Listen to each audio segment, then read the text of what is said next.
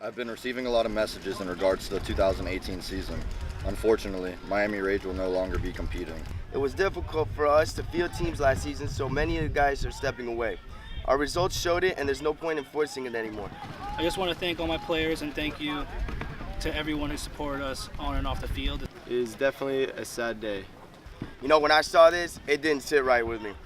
I knew we weren't done. I knew it just took a little bit of time for us to realize what was important to us and to get back to the real grind. We ended up cutting a few players and picking up one of our old teammates, and I tell you, that's going to make the difference. We're coming back with a vengeance. Miami Rage is one of the founding teams from old school paintball that's been around a long time. Everybody knows the name. You go to a tournament, everybody knows who we are. We are kind of the resurgence. We've been playing under Miami Rage for about 4 years. Things are at a downfall for me personally, is that we don't know that we even have enough players to compete competitively. It's definitely a team-oriented sport. Like, you have to work together. Communication is like the #1 thing. We preach about it, and we yell at each other about communication all the time. The NXL released a layout 2 weeks before the Vegas set date. So we're out there and we're practicing 2 days a weekend for those 2 weekends.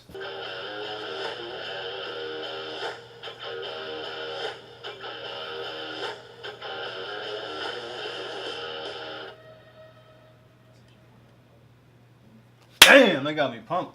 But this layout looks crazy good. Totally got rid of 3 pins and the wall and replaced it with all the other bunkers. I don't know. I like this a lot more than the wall. I don't like the wall. 5s. I mean, occasionally we could warm up with like 1-on-1s or 3-on-3s, like you just said. But at practice, we get out there with our 5 and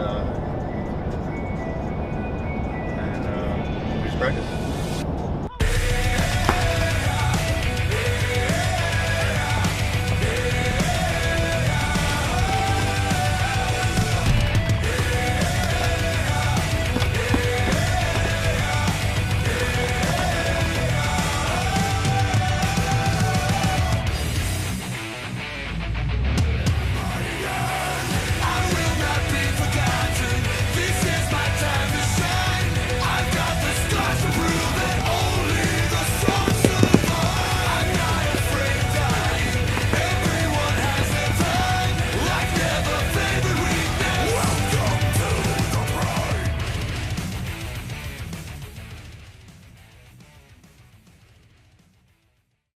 About 2 weeks ago at work, I got a subpoena to come in about an old call, actually today on Friday.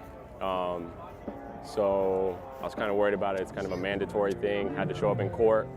Luckily, made some phone calls, made it happen, and postponed it till 2 weeks from now. So I was a little nervous, but we made it here.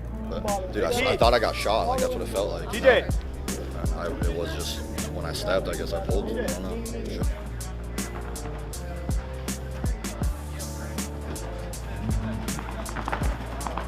We got 2 minors, I think, that match. It's unfortunate. We shouldn't be getting those penalties, and it shit hurts us big time. And then I got a penalty. It was a 1-on-1 basically, and I felt like I shot the guy first. He shot me. We're both saying we shot each other first. The refs don't really know what's happening, so they just throw penalties on both sides. So it was a no point. It was tied at 1-1. We ended up tying. No one got the point. I think we could have had that win, but a tie's better than a loss, so just keep our heads up and keep pushing. You're only guaranteed 4 matches when you compete. You get 2 on Friday and then 2 on Saturday. So if you do well in those 4 matches, you're allowed to play on Sunday. And on Sunday, it's a whole different ball game. The game plan that you had for Friday and Saturday might not work on Sunday, and you have to adjust on the fly. If not, you lose, and then you pack your bags and go home to wherever you're from. So, I mean, it's super competitive. It's an adrenaline rush. We all do it for the win. You know, we all do it to have that goal. That feeling of knowing that you beat everyone else and you came out on top against all other odds. You practiced, the money that you spent, the traveling. Yeah, it's expensive.